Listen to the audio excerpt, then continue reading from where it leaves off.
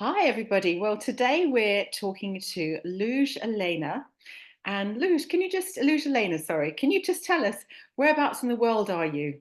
Hi, I'm from Mexico, and if you want to call me Luz, it's easier for you, that's fine too. No Okay, worries. fantastic. Good. So, I wanted just to talk to you today about a change that you've had in your life and what difference that's made to you. So, first of all, can you just describe to me a little bit about what was life like before you made that change? Yes, thank you for the opportunity. I'm very happy I'm here. So thank you for letting me share my story. Well, although I have always considered myself a happy and resilient person, I understand now that my approach was more of a victim. And well, I'm a widow for brain cancer. My husband, my late husband, well, we detected his tumor when my youngest daughter was 45 days old and my oldest was 4 years old. And I had no network that would work with me or help me out. And it was very hard at the beginning. And 7 years later, I became a widow.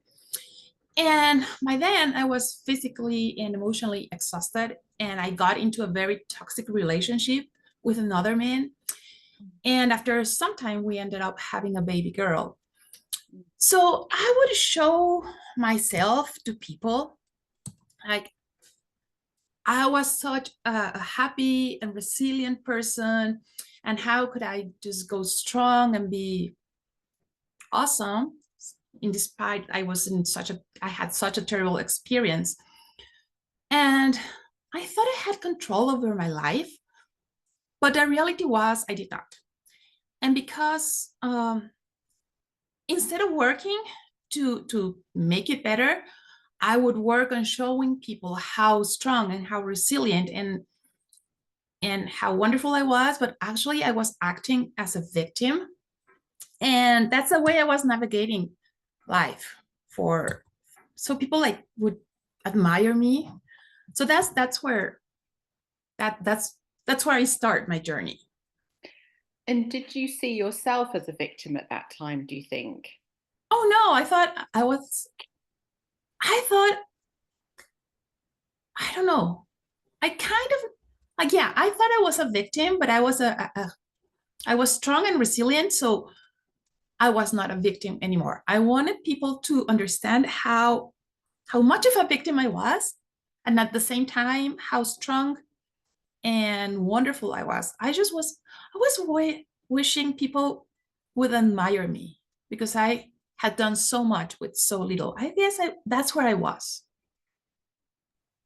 And is there anything about sort of people around you that how did you view, you've talked about how you view yourself, but also the world around you at the time? Did you view it Well, kind of yeah, kind or cruel?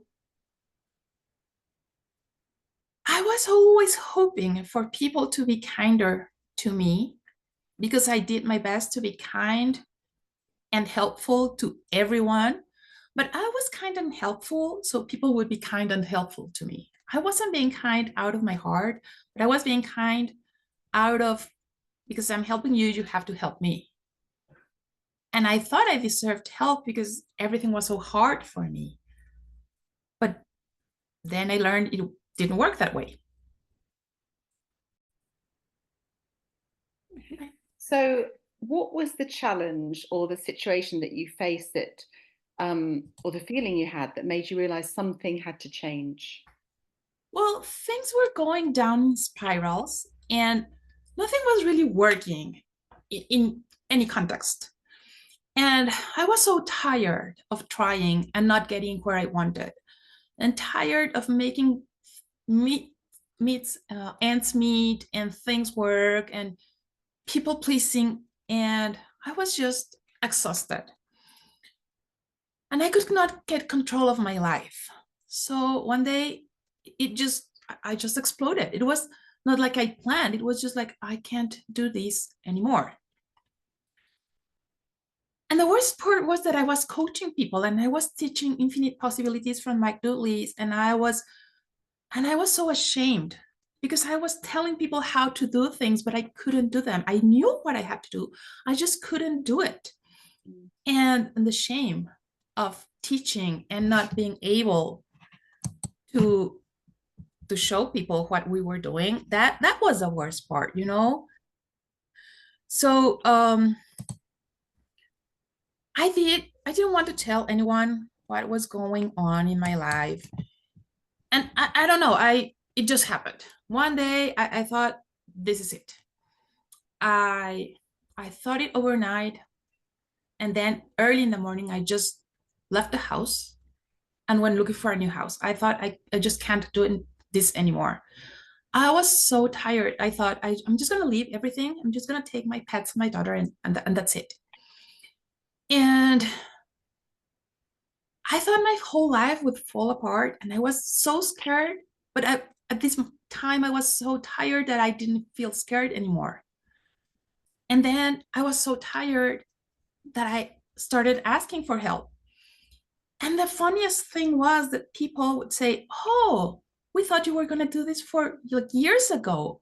We all wondered, how could you stand this for so long?" And I was so amazed because I thought I was covering it, and I thought no one knew what I was going through. I, I spent so much energy on people not seeing what was obvious.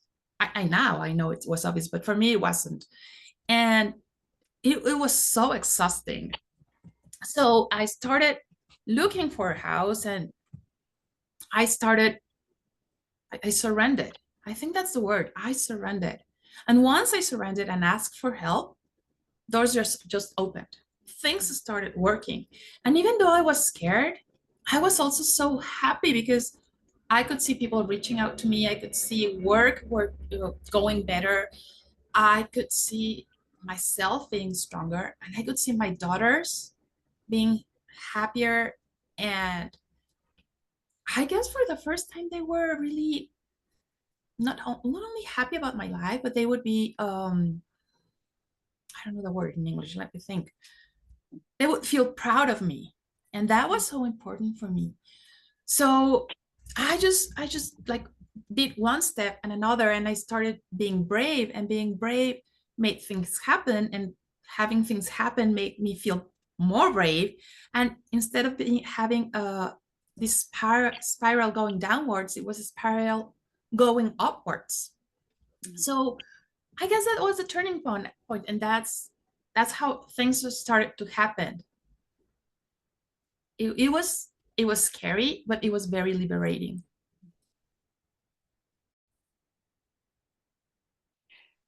So you made that big change and a brave change. What happened as a result of that? I started having a real control of my life. I didn't want to show, like, I didn't need to show anymore. First of all, because I knew that everyone knew what was happening, so I didn't need to show anything. I learned people notice, even if you don't say, even if you think you're hiding, people will notice what's going on. So, and I didn't have time. I have to find a house, and then I found a house, and it was a tiny home, and I had to give away like 70% of everything that I owned because nothing would fit in that new house. And so I was so busy, just moving and bringing my things and working, because at the same time that all this happened, I started having like more clients and more work, and things just started to happen.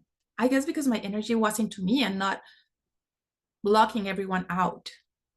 And I was in a place of receiving instead of a place of, don't come here because I don't want you to see what's going on.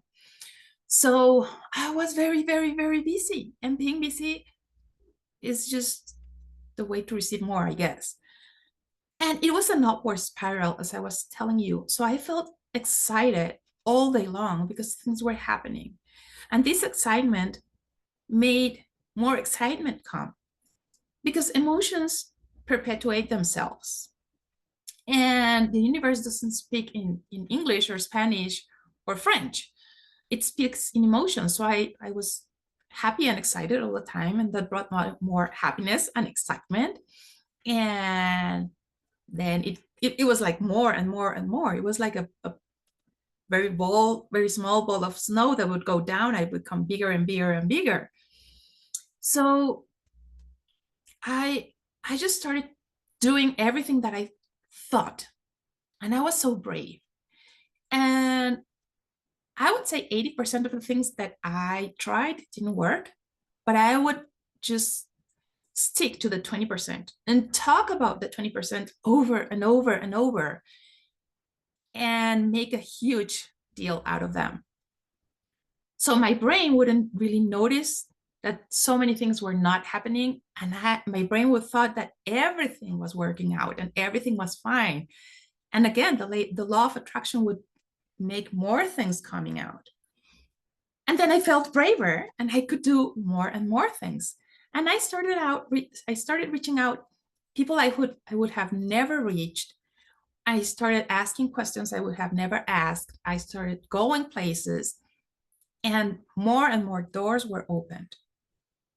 And that made me feel braver. It was, again, it's just like this huge domino effect that just goes over and over.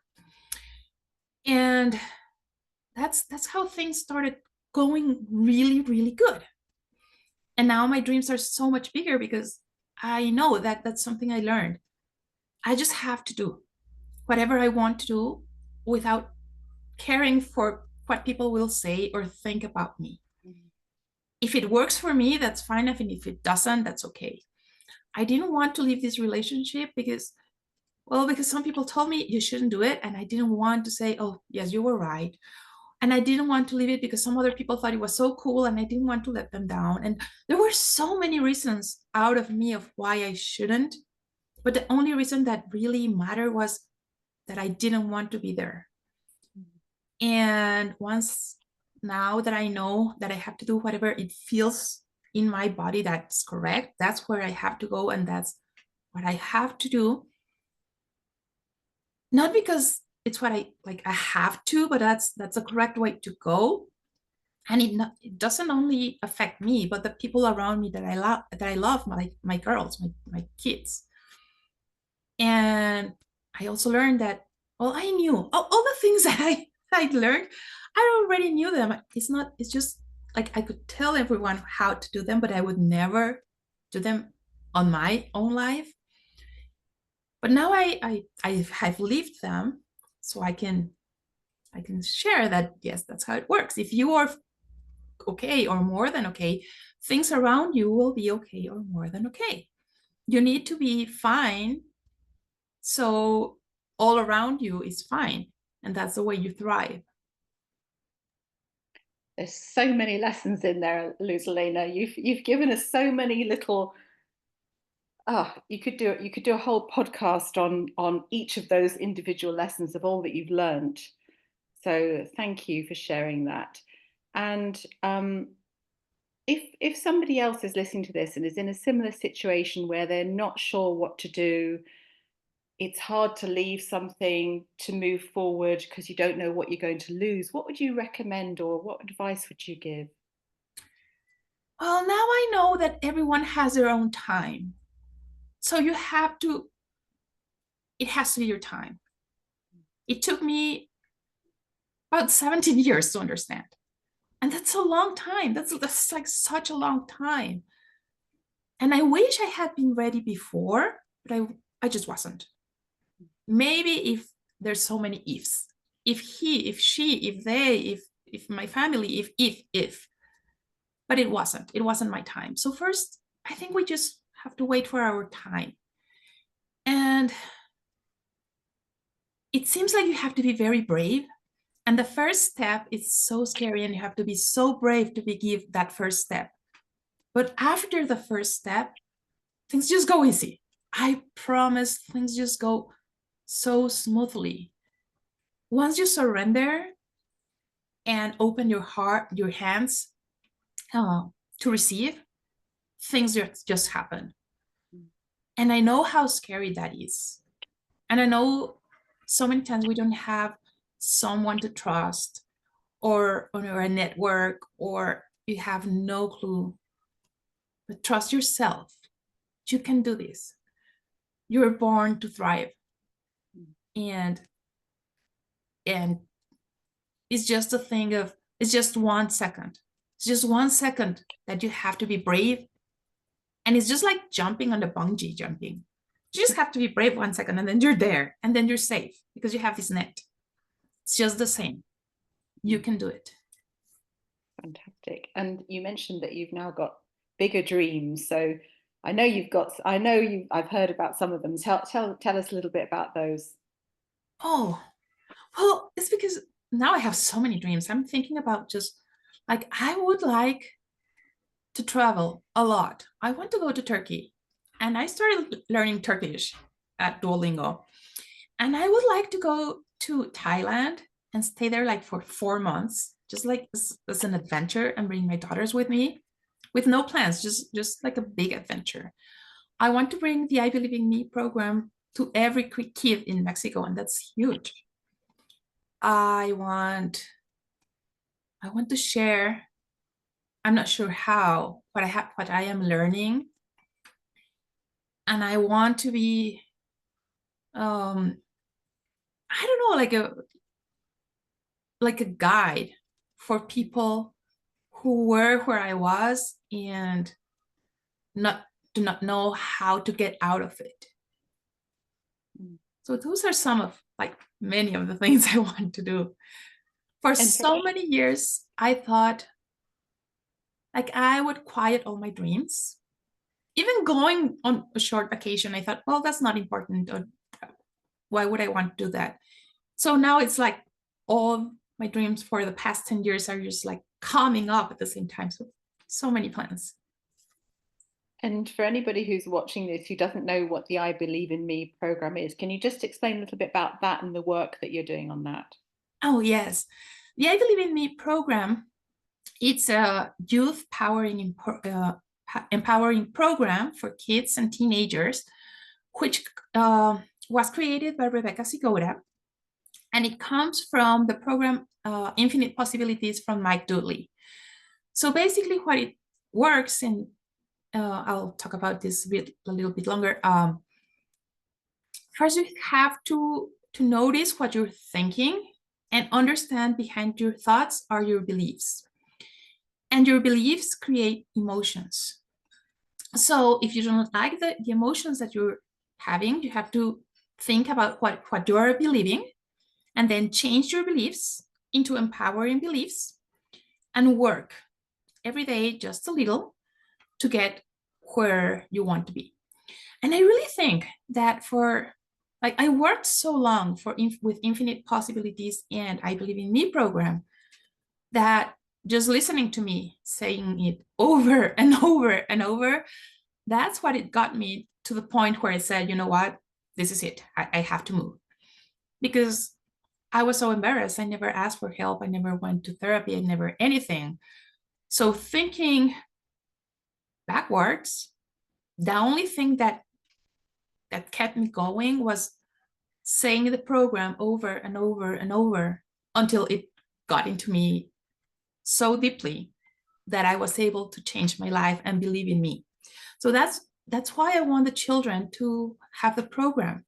Because if I have heard and if I have known since I was a little girl that I am worth, that I am capable, that I'm intelligent, that I can do whatever I want, that my wishes can come true, and feel it, not only know it, but feel it, instead of listening how bad I think things, or how ugly, or how fat, or how whatever, my life would have been so different. So I want children to know this message since they're very young, so they don't have to go through all the things I had to. And whereabouts are you taking this message now? I know you're running some I Believe in Me programs. Whereabouts are you taking that? Well, right now I'm working on orphanages and safe houses, and I just started giving the class at the public schools in San Miguel de Allende in Mexico. So my dream is to take the program to every public school in Mexico so the teachers can deliver the program to the kids at school.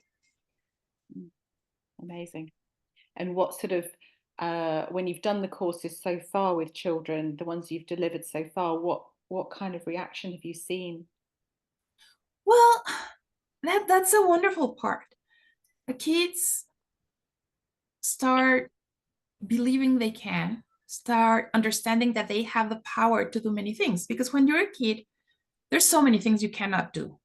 I mean, you have to eat what your mom gives you, and you have to go to school, and you have to, because there's so little space of the things that you really want to do. But kids learn that in their head, they can do a lot of things. They can change their reactions, they can change their perspectives, they can change their perception of things, and they can change what they they believe and they think, and they can become brave, and they can speak their voices, and they can prepare themselves to be whatever they want to be when they grow up.